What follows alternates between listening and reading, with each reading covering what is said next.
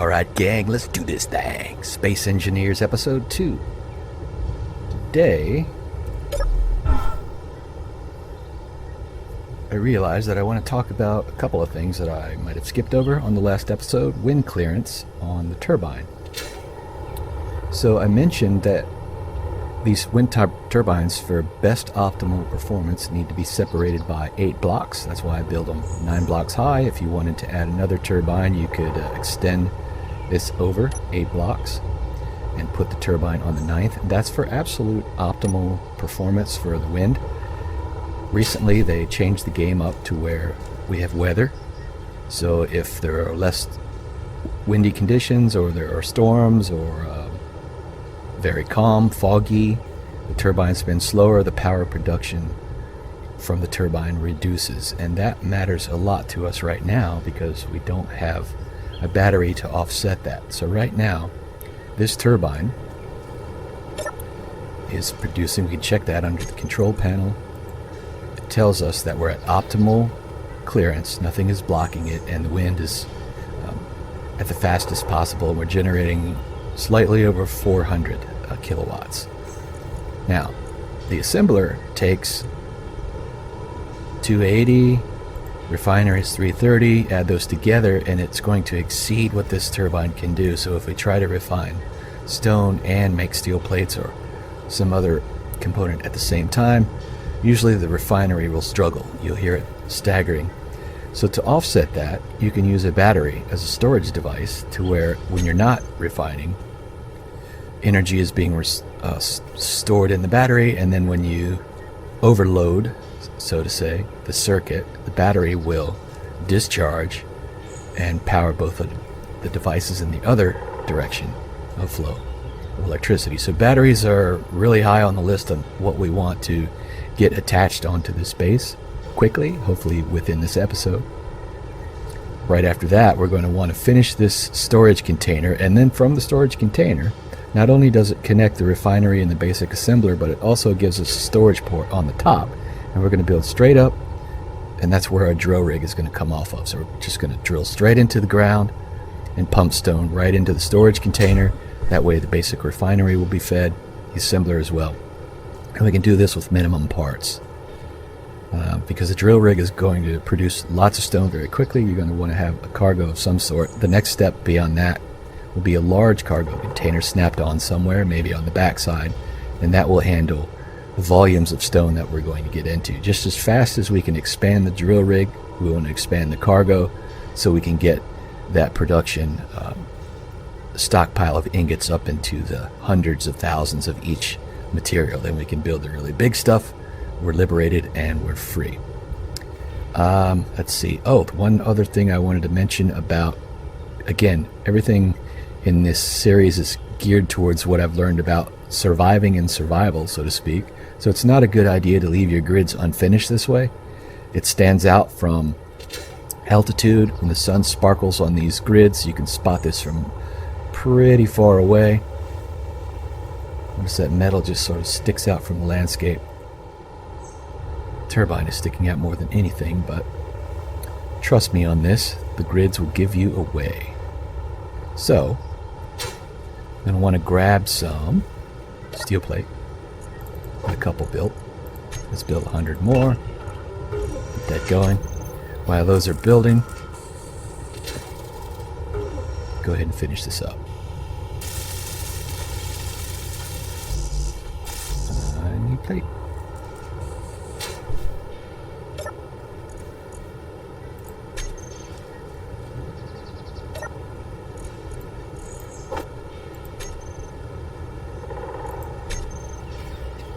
And off camera, I did some drilling.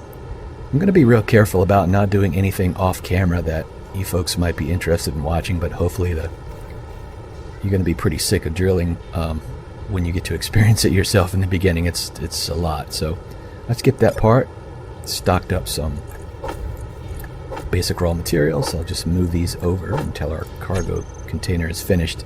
It's a manual move. You can double click these items to throw them over real quick, or you can do the old drag and drop.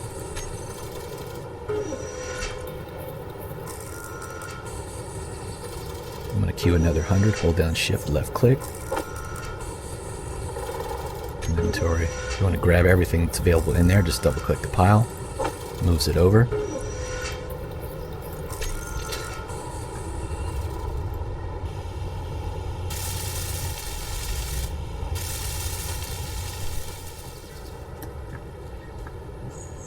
Now that we're finished, I can use the old paint tool, and here's another trick with the paint tool, P for paint.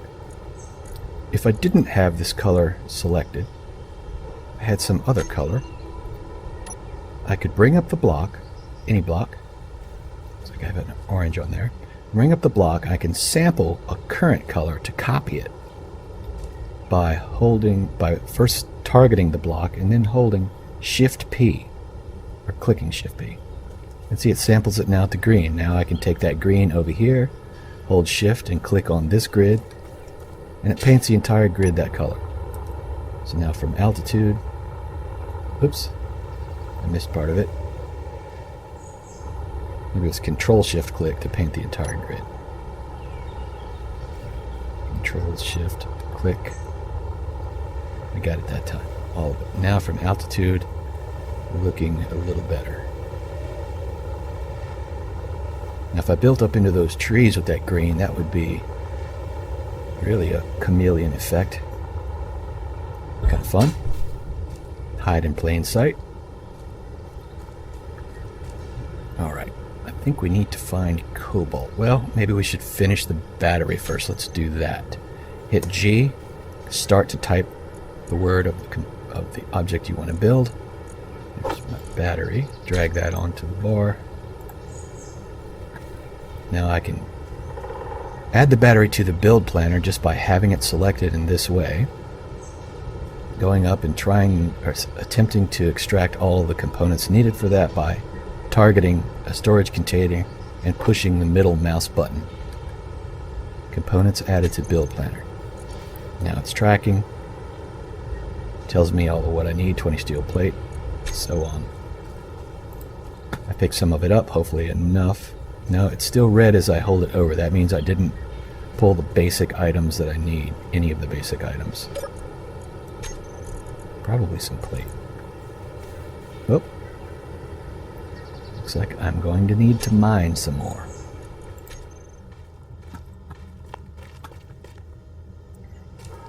Okay, let's see how far we can get now constructing our battery. Refinery.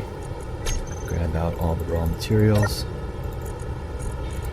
And then the assembler. Click.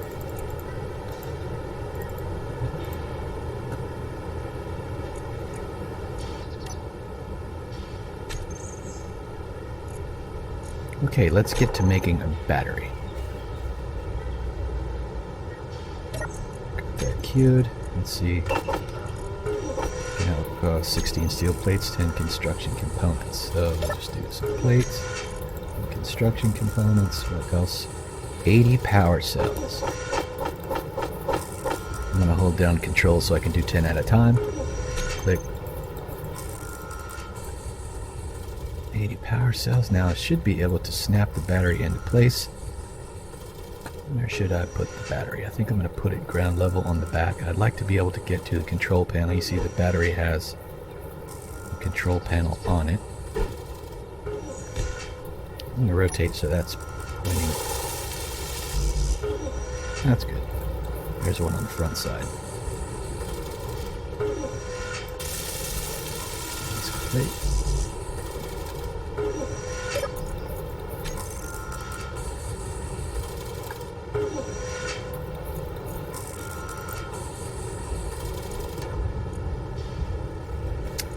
I made motors instead of power cells. It's okay. This is a good time to show you another feature of the basic assembler, and that's disassembling. Now that I have these motors in here, which I don't necessarily need right at the moment, this is a no-waste system, so if I disassemble these motors, it will break them back into component parts, zero loss. I like that. That's what we'll call a happy accident. I got to show you another feature. Can't do both at the same time. If I switch back to assembling, it stops the disassembly queue.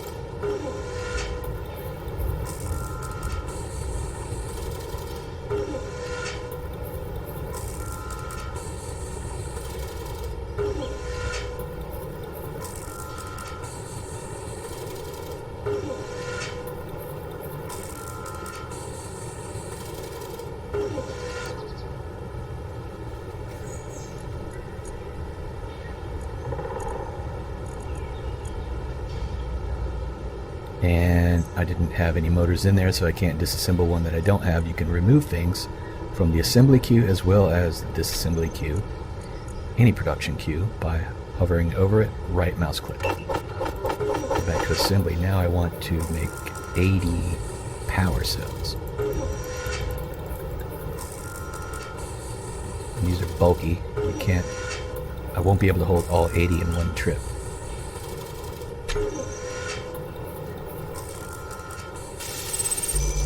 Grab the few that it made.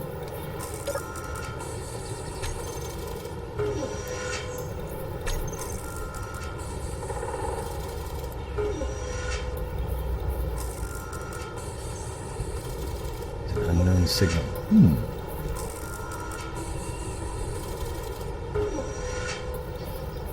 So enticing. In the early game, it's free stuff. And the wardrobe items are nice too when you're first starting to play the game, because you get choices. And once you build the full medical bay, as I mentioned in episode 1, you can hop into the side of the medical bay and bring up your avatar, and you can wear the items that you collect from these signals. Let's go see what we get.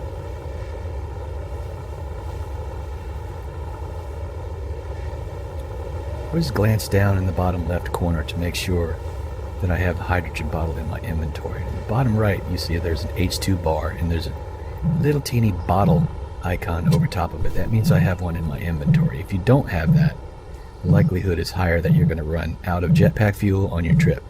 Maybe get into the habit of double checking before you fly off. Here's my button.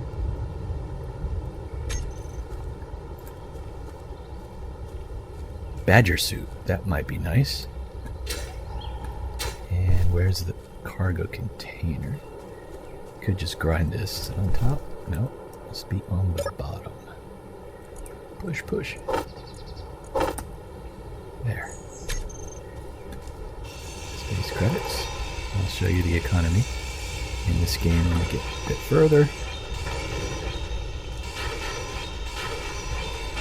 Free parts.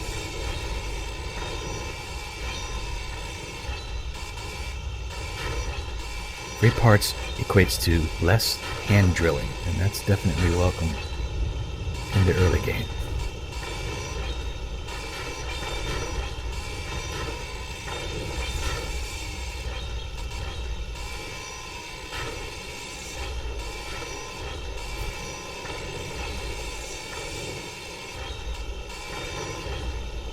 One quick note about graphics performance in the game: you can adjust the settings to get better frames per second, or just overall performance if you wish, by tweaking different settings. When I was experimenting, I saw that you could turn down the radius in which grass draws out around you, and I think I have it around 30 meters or so. That makes the game nice and pretty up close, but you get this benefit that when you're farther than that distance away, you can see the landscape under, so it makes it easier to spot ore. Kind of a cheat, but I like it, so I'm using it. So while we're out here, after we welded to grab those free parts, I'm just going to scan the landscape. Maybe I'll find the elusive cobalt, which we need right away. And maybe these darker spots over here. On the green grass, it's darker for the ore under the ground. So let's check that out. And I am seeing a mound over here, a mineral mound. I wonder what we've got. Nickel. Just mark that.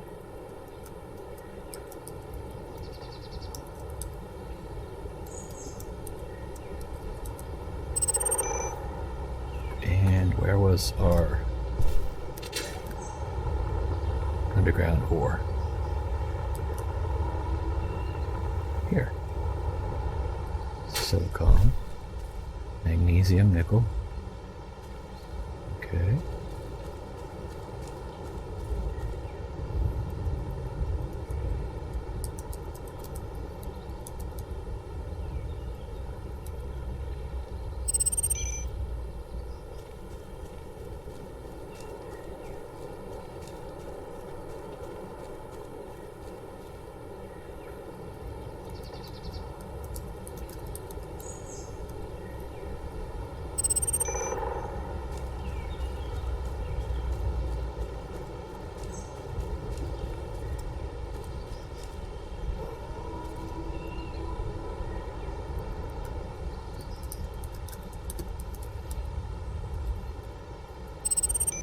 Now that I've got a number of GPS markers in here, this becomes easy to see the sorting technique here. And after your HUD gets cluttered, just imagine what it would look like when you have 100 of these, or 100 asteroids in the sky, all showing up as GPS marks, scrunched together. You can display or hide them like this. And you can also double click and turn them off. I'm going to leave everything on. Now, come on, cobalt. And typically these mineral spawns, once they show you what's in there, like this one is silicon, nickel, and magnesium, you're not going to find cobalt thrown in. Cobalt typically, in my experience, spawns by itself. Not always. For far off dark areas in the green grass. I think I see some over there. Right there. I'll fly around a bit longer and look for cobalt. If it takes too long, I will cut that part out of the video.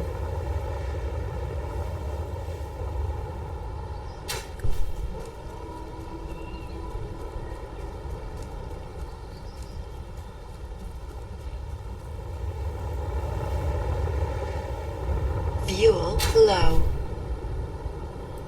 Uh-oh. Yep, I guess I did run out of jetpack fuel. I didn't keep an eye on the percentage full on my bottle. And now, I'm in a bit of a conundrum. I can run back 2.39 kilometers without too much of a hassle, but if I was 10 or 15 kilometers away, that would be not fun. I think I'll skip the running back part. Cut that out of the video. Silicon, magnesium, and I'm not going to mark these independently, but I'm just going to mark the spawns site as a whole in a pretty similar way, just by listing what's there in the area, but not depths. If I don't have a depth on there, then that means I didn't get really specific. Okay. Headed back to the spawn base. If I discover cobalt on my run, I will show you that. I'll leave that part in the video. See you in a minute.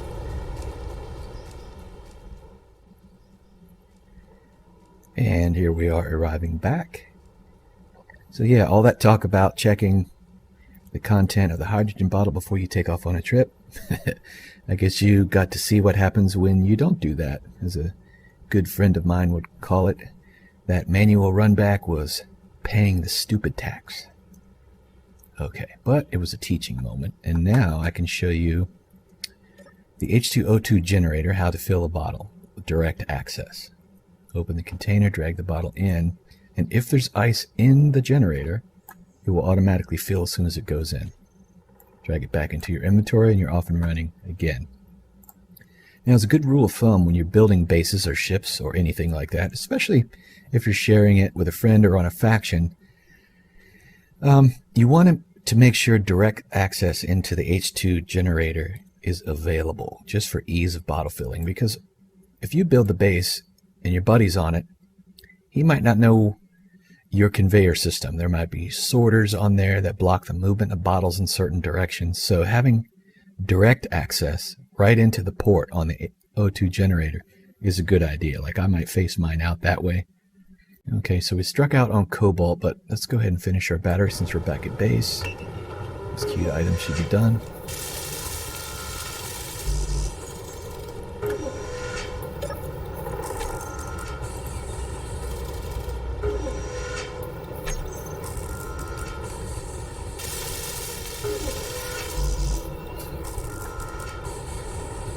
Another thing to mention about the pulling items from the cargo container by pushing the middle mouse button. If you push it once, it's going to pull from the container that you're pointed into. If you pull it twice, it will reach across the entire grid to as far as it can reach, unless there's sorters or something blocking it. 2 clicks will pull everywhere. So get into the habit of quick double click with the mouse wheel button. We have a functional battery. It's not complete yet, but it is functional and it should be charging. We've got good clearance. Let's access the panel on the battery. Recharged in 5 hours, so it shows how much we've got stored. So just under 1/3. We can store 3 megawatts total. We have almost 1 megawatt in the battery. So 1 battery is enough to run both of these utilities at a time. We're going to keep on going towards completing the drill rig. First thing I want to do is run a piston straight up in the air off of the storage block.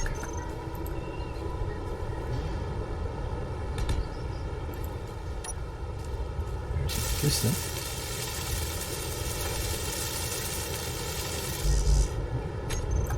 Don't have anything. I still have the battery in my build queue, so I'm going to get rid of that. Right click on the unfinished unit, added components to the build planner. Now I've got the piston in there with just the amount of items needed to complete it. Double mouse click, mouse button click, construction components.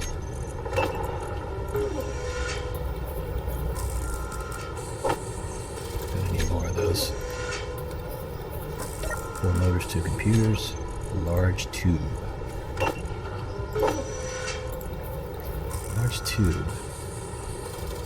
Okay. That's not bad. I was thinking there might be a more rare metal in that, but it looks to be just... Oh. Let's see what it takes. Just iron.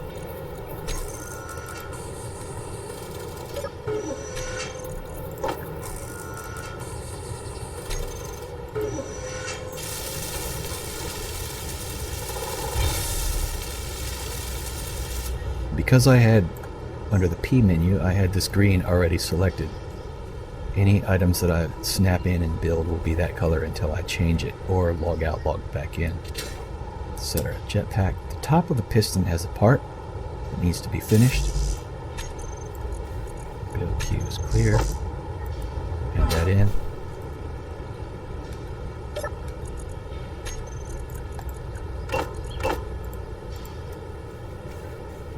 Get in the habit of doing 10 on the onesie twosies because you always need extra. And once the drill rig is complete and we're dealing with hundreds of thousands of ingots, I'll start snapping in 1,000 at a time. Anytime I run out of steel plates, I queue 1,000. I run out of small steel tubes, I queue 1,000. That means you just have to do it less as you go. Back to the drill hole. Another handy trick starting in survival to save from having to hand drill so much is to shave off unneeded metal from your survival pot, because ultimately we're going to grind this thing into oblivion anyway in this episode or maybe just the next, but grinding it away and using these spare parts are a welcome relief from hand drilling.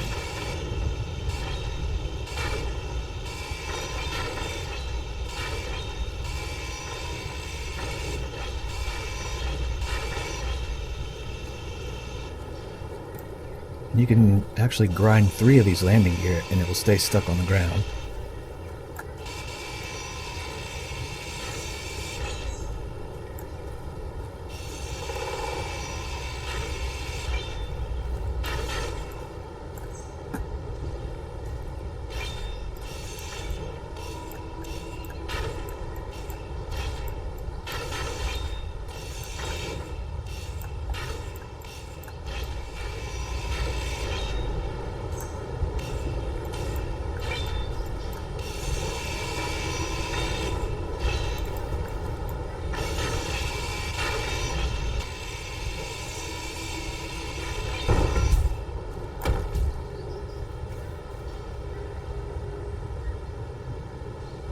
Looks like I got a bit too overzealous and ground the passenger seat, and everything in it dropped to the ground, but that's okay.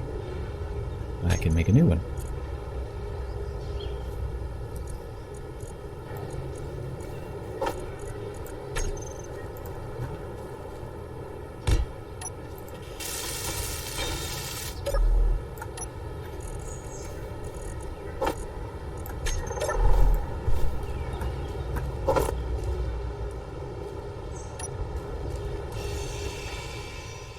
Ground just about all we can.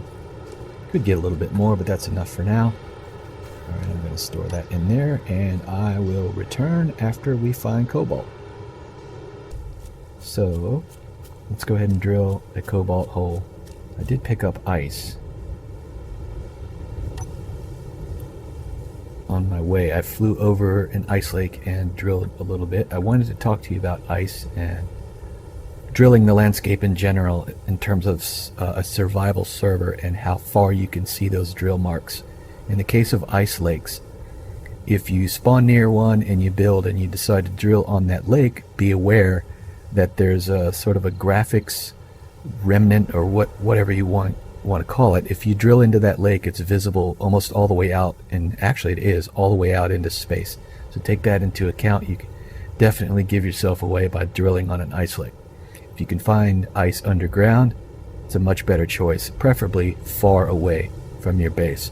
In fact, that is a good rule of thumb for staying hidden and doing any drilling away from your spawn pod and away from your base if you have the time, or if you're on a populated world, certainly like Titan or Earth, you want to stay hidden as long as you can, so don't give yourself away with dig marks. Enough about that. Cobalt, 22 meters. I'm going to come at it using our automatic ramp trick. Squat, right click drill.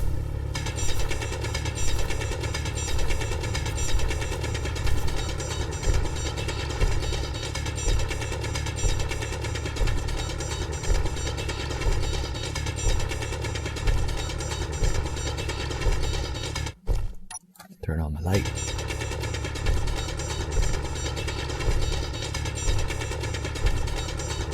Looks like I got into some iron on the way.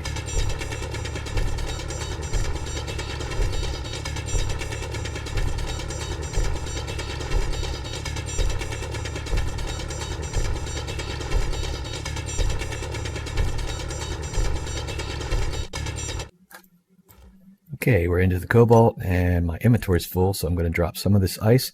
You can select how much of a certain item you want to drag. In this case, I'm going to click the right mouse button and hold it. Drag out like I was going to dump all of this ice, but it will bring up, oh, in that case it actually did drop it all, but inventory you know, if you're dragging from one inventory to another and you right click hold and drag it over, it will bring up a dialog box to ask you how many you want to drop. In this case, it doesn't do that. So I guess I need to put this behind me. I'm going to have to do a bit of shuffling around. I want to keep some of the ice, but not all of it. So I'm going to drill cobalt until my inventory is about 3/4 full.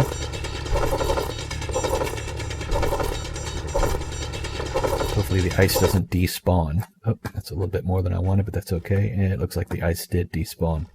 Darn it. This sometimes happens. Yeah. Didn't get too much, but I'll drop the stone and I'll grab some more ice on the way back. Looks like I dug a little bit too steep right here.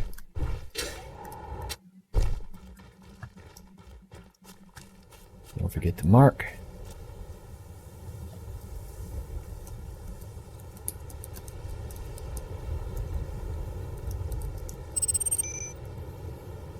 Okay. Am I heading? And away we go. I should be able to show you that dig mark on the ice lake. In fact, I'm going to stay a ways away from the ice. See, you can already see that huge ice divot. But if we go up higher, but it's not a huge divot, it's just a really small hole, but it shows up so much bigger than it actually is. But if you get higher, it will get even bigger. It will show up even bigger. It's something to do with the graphics engine. I'm not entirely sure. See that? But if you put one single drill mark, that's all it takes to be seen from space. If you crash a ship onto it, any dings at all.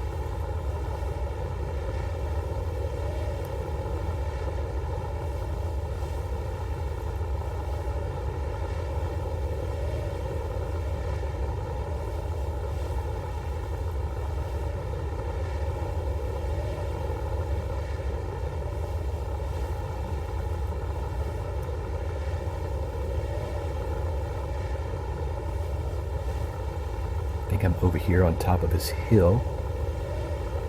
It's a really interesting place to be. Once I get into space and I come back with huge loads of iron in a ship, I'll be weighted down super heavy. This valley in between here is a good spot to aim, just in case you need an extra 1,000 feet. Because you can't really put the brakes on fully with atmospheric thrusters until you're at a pretty low altitude.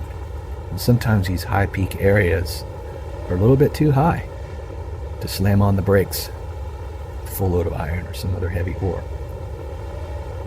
So coming back from space, I'll more than likely always sort of aim for the lowest spot next to the base. After I come to a complete hover and stop moving, then I'll dock up and dump the load.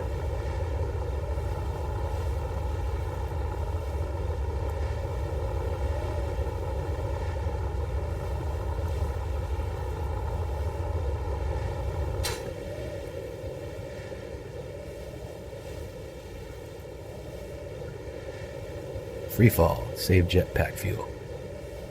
Just got to be careful, turn the jetpack back on before you get too close to the ground. So you have time to stop. Yeah, that's about close enough.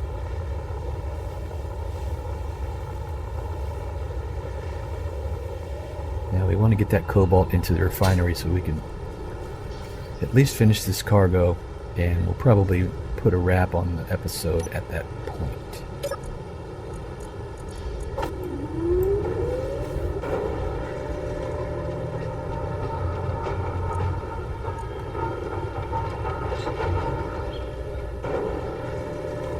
While that is refining, I think I'm going to run off and get a little bit of ice.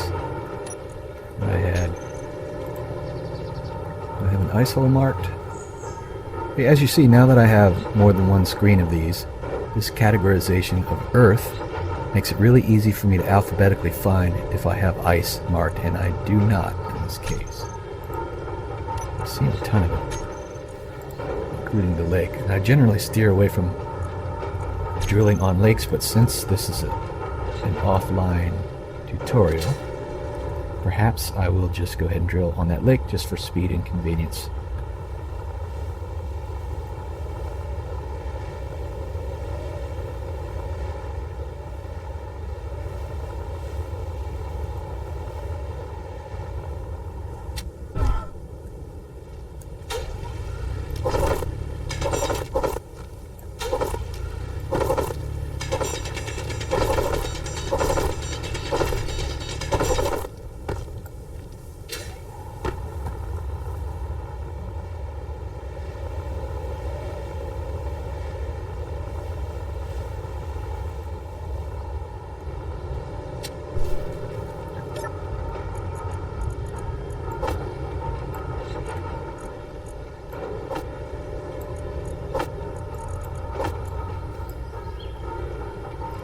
Now I can show you the right-click drag tool. Right-click drag and release. If I want to move about half, now I have room to put the bottles in without it being full.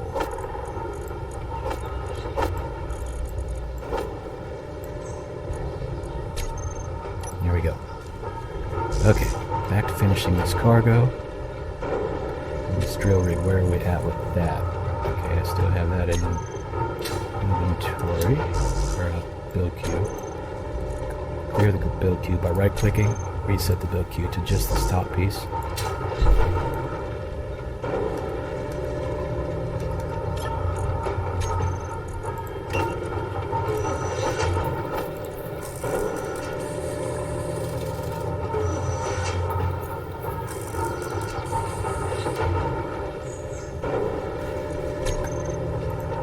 Looks like I have to move over some ingots.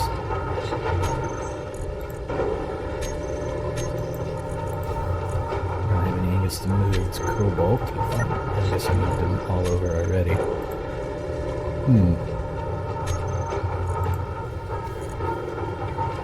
Plenty of iron ingots. What is the jam up here? I guess I'm full. My inventory is very close to being full in the basic assembler. See how I can only hold 2,000 liters and I have almost 2,000. And it looks like I got jammed up with gravel, which in the early game is a waste product, so I can just dump it on the ground. But you have to put it into your inventory and then dump it on the ground. And you can see that I've changed under the graphics settings.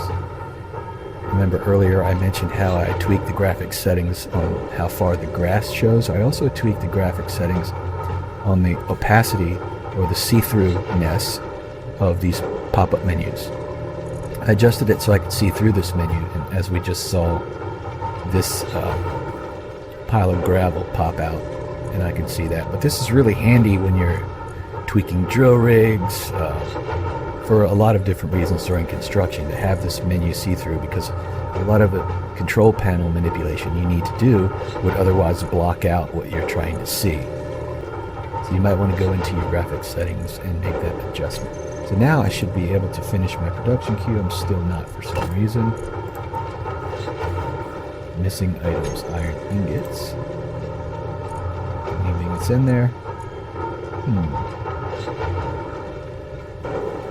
This happens in the game also sometimes as well. Things just stop moving and you have to figure out why.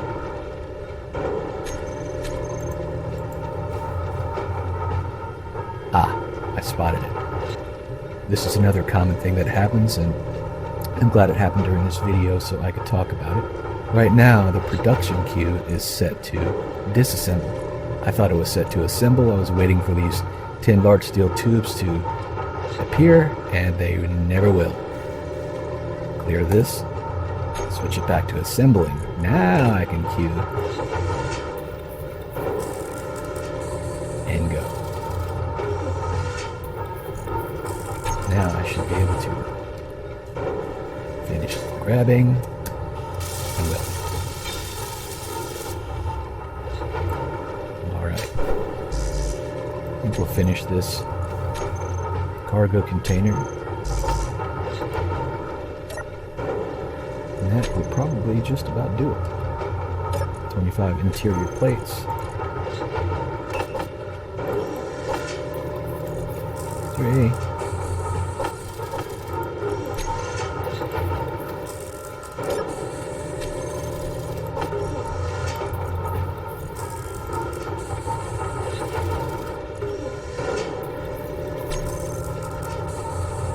Cobalt over, we're going to need those grids.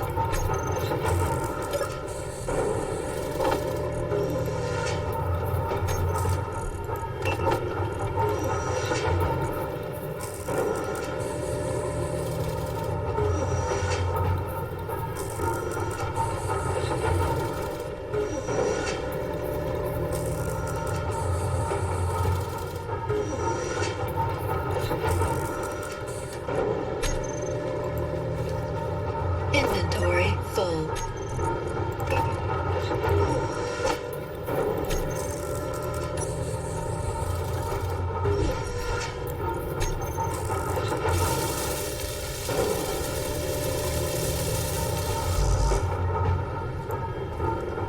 Now it's getting hard to see in there, but I still can. Maybe go around the other side. Just the last point before. Alright. I usually like to have this in my inventory before I totally finish. Okay, now that our cargo container is complete, we're in great shape to continue our drill rig upward. And the material will be fed straight into the cargo container, which will then go automatically into the basic refinery. Even when this cargo container wasn't complete, it's still a good way to do it because the grid being snapped in still carried power over for the operation of the basic refinery. And we just kept welding until it was complete, and now we've got this nice convenient spot for the raw material to flow straight into the refinery and backwards into the assembler. As we build our base up and slowly one by one replace these components with the full versions of refinery and assembler. This is in a modular setup like this, and I think you're gonna like it. So with that, I think we will call episode 2 a wrap, and I will see you back for episode 3.